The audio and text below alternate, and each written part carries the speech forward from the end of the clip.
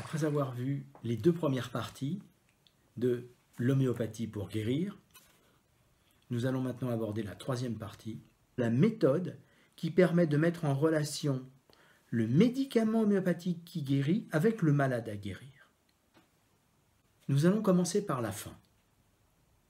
J'ai reçu cet enfant en consultation dans mon cabinet avec sa maman il y a plus de 2 ans.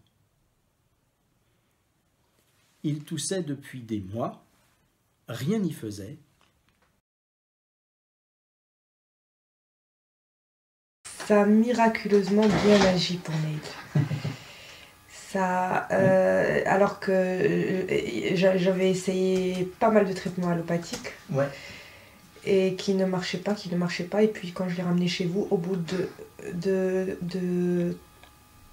c'était la première semaine, c'était vers le 5e, 6e jour. Ça a commencé à diminuer, après ça a carrément disparu. Et cet hiver, il a même pas toussé, même pas. J'ai le tube qui est encore bien plein.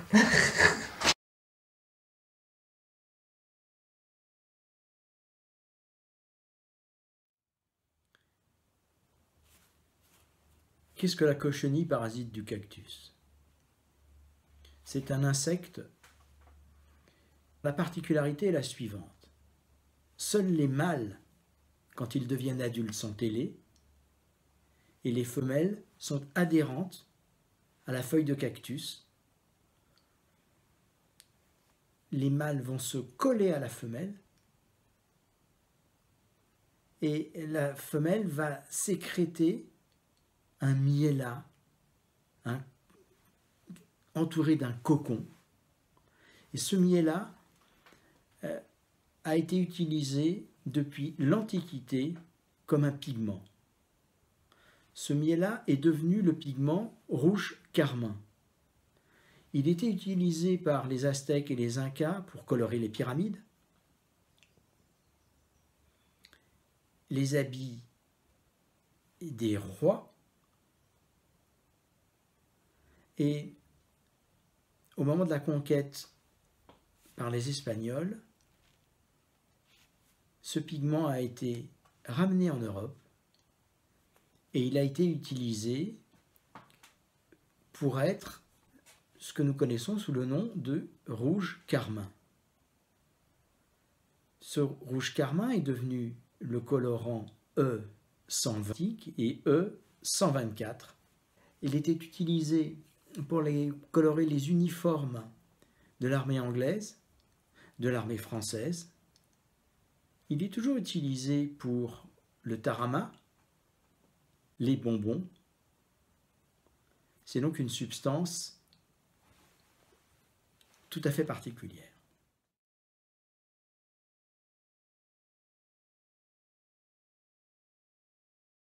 Je vais maintenant vous commenter cette consultation depuis le début, depuis la première fois il y a 2 ans, en vous montrant comment, chaque fois que nous sommes au cœur de la situation, il y a la cochenille, mais sous une forme symbolique, analogique, puisque seuls les semblables guérissent les semblables. Semblable, ça ne veut pas dire identique. C'est comme dans un rêve, c'est la même énergie que le rêve ou que le cauchemar. C'est comme si, mais c'est symbolique. Alors j'ai saisi et j'ai résumé 3/4 d'heure de consultation en une dizaine de minutes sur l'essentiel. Ça a commencé par une toux très bizarre un soir. Une toux quoi? Très bizarre? Oui, qui faisait du bruit, un bruit bizarre. C'est-à-dire grave. Au fait, donc il a continué de tousser. Après, je commence à m'inquiéter 8 jours après. Je repars chez un allopathe et il me donne du. Et donc, toujours, j'ai pas envie de lui prendre. Cette fois, c'est ma mère qui lui donne. Il le prend, et ça passe toujours pas. Et puis dès qu'il s'arrête, il commence à vomir. Et non chérie, je suis pas en médecin, va jouer tout seul. Et toi? J'arrive après. cet enfant de 5 ans vient tout de suite et vous verrez que quand il a peur, quand ça ne va pas, il vient se coller à sa mère. Et il se soucie de sa maman alors qu'il a 5 ans. Et toi, maman? Et il n'arrive pas à le sortir. Il y a tout qui remonte, c'est-à-dire? C'est encombré, on sent le nez, il a mal à la gorge, il a envie de vomir. Il a envie de vomir quand?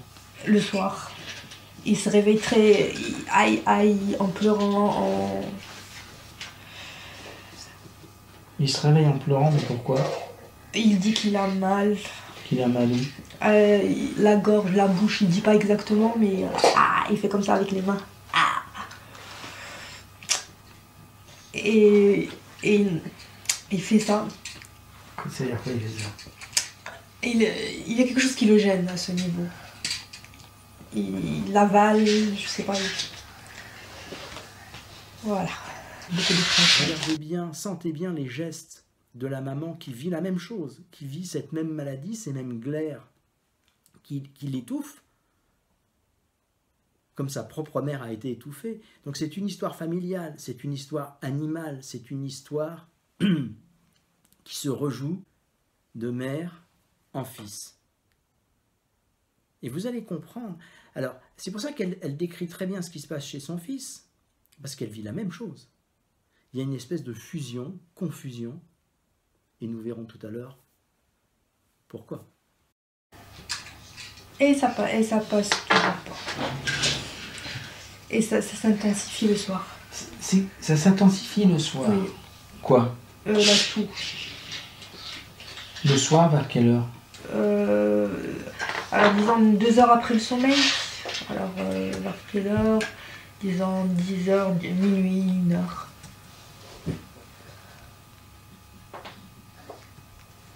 Vers quelle heure? Minuit, 1 heure. Minuit, 1 heure. Il se réveille en pleurant. La toux est au cœur de la consultation. Toute l'homéopathie consiste à approfondir l'essentiel, jusqu'à trouver ce qui appartient au malade et non pas à la maladie. Pourquoi cette toux qui est invalidante, qui dure depuis des mois, pourquoi elle réveille cet enfant entre minuit et 1 heure du matin? C'est un symptôme particulier à conserver pour l'homéopathe. Et nous verrons tout à l'heure comment l'utiliser avec le répertoire pour retrouver l'image en miroir dans la matière médicale constitutive de chacun de nos remèdes. Comme quand il chauffe, au fait, j'ai l'impression que c'est quand il chauffe. Quand il chauffe? Oui, quand le coup, que le corps devient un peu chaud. Oh, d'accord. Je pense que c'est ça. Je pense que quand il chauffe, quand le corps devient un peu chaud, signe curieux à noter. C'était quelqu'un, chérie, t'inquiète pas, c'est Allô? la sonnette, c'est la sonnette. C'est quelqu'un qui est arrivé, il a sonné à la porte. C'est la première fois que vous venez, n'est-ce pas? Et comment ça fait quand il a peur? C'est ça qui fait, il vient se vautrer, il se cache derrière. Il se cache? Mais derrière moi ou derrière une personne physique. Voilà la maladie matérielle. Il a peur, il se cache derrière moi ou derrière quelqu'un. Téléphone. C'est Je caractéristique. parle au téléphone. Oui. Je parle au téléphone. Oui.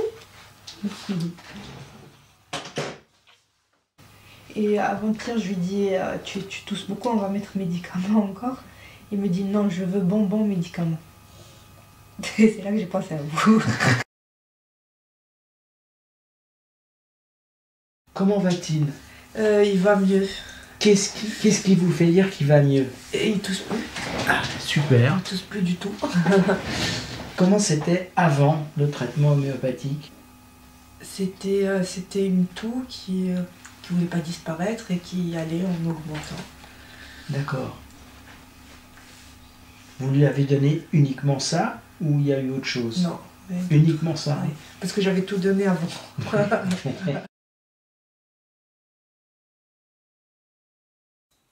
Alors, Nous allons voir maintenant comment établir le miroir entre la maladie caractéristique de cet enfant et la maladie homéopathique correspondante. Donc nous allons constituer un tableau à double entrée avec en horizontal tous les symptômes de la maladie à guérir chez cet enfant et en vertical les remèdes qui possèdent le symptôme correspondant. Voilà la partie horizontale. Donc, cet enfant tousse. La nuit, il est réveillé par la toux de façon particulière parce que c'est autour de minuit, nous dit sa mère, et le répète, donc midnight, autour de minuit, about 46 remèdes, ça passe en dessous. De la même façon, j'ai répertorisé les autres symptômes qui sont au cœur de la consultation. Vous pourrez en voir le développement dans le film consacré à la répertorisation et dans le chapitre du livre qui correspond exactement. Voici le premier point, la maladie naturelle de cet enfant est résumée et synthétisée en 10 pièces. Donc la première chose à faire est de reconstituer l'histoire de la maladie et deuxièmement, de trouver le remède correspondant.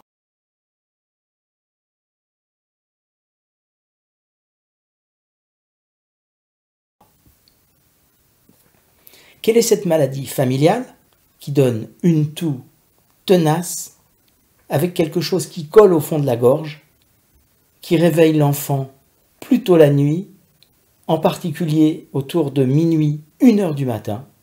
C'est un enfant qui a peur du bruit et qui se colle à sa mère. Nous avons donc la totalité du tableau clinique de cet enfant malade et de son histoire spécifique. Vous retrouvez horizontalement la totalité des symptômes et verticalement, par ordre de correspondance, tous les remèdes qui présentent ce même symptôme. Et là, vous avez Coccus cacti, la cochenille, qui tousse l'hiver, qui est réveillée par la toux, qui est réveillée autour de minuit, et surtout, qui est réveillée à 1 heure du matin par la toux, qui tousse quand il est réchauffé. Nous allons maintenant avoir, avec la suite de la consultation, la certitude qu'il s'agit bien de la cochenille.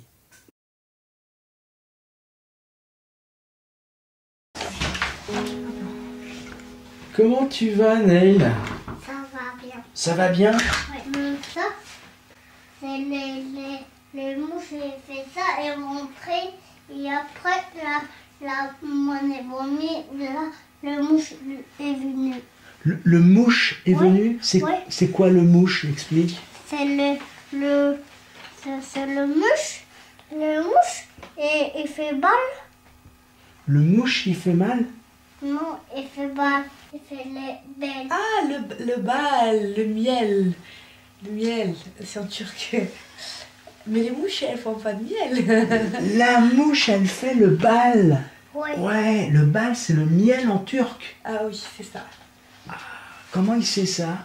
Hein? Comment est-ce qu'il sait que les mouches font du miel? Ah. À la maison. À la maison? Oui. Raconte, explique-moi. On fait pas cuf-cuf pour pas faire cuf-cuf. C'est quoi cuf-cuf? C'est les mouches. On ne tousse pas. on prend du thé au miel pour ne pas tousser. Mais je sais pas si ça a à voir avec ça. Bah...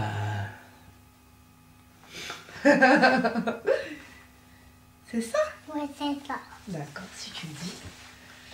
Je comprends très bien ce que tu dis. Oui.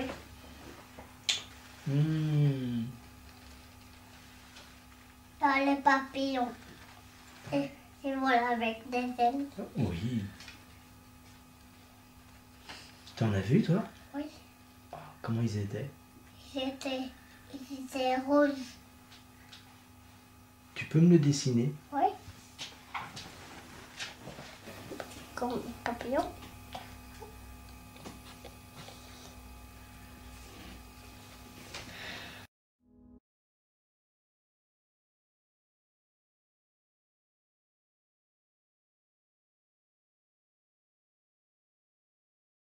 Alors maintenant, comment comprendre quelle est la maladie de la cochenille? Eh bien, comme pour chaque médicament homéopathique expérimenté, la cochenille, ce rouge carmin, va être dilué sous forme de médicament homéopathique et donné à des volontaires sains.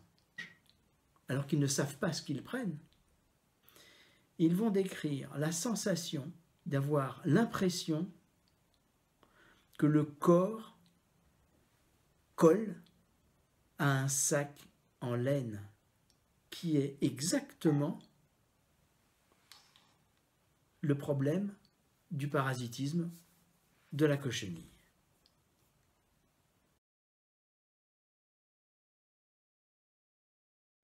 Comment ça s'est fait, la guérison? En une semaine. Dieu est venu. Dieu.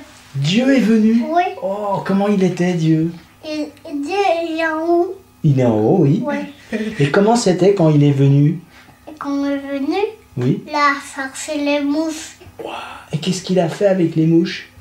Il a attrapé les mouches. Il a attrapé les mouches. Oui. Pour attaquer. Pour attaquer. Oui. Dieu, il a attaqué les mouches? Oui. Waouh! Et comment il a fait pour attaquer les mouches? Il a frappé. Il a frappé? Oui. Comment il fait pour frapper les mouches, Dieu? Comme ça.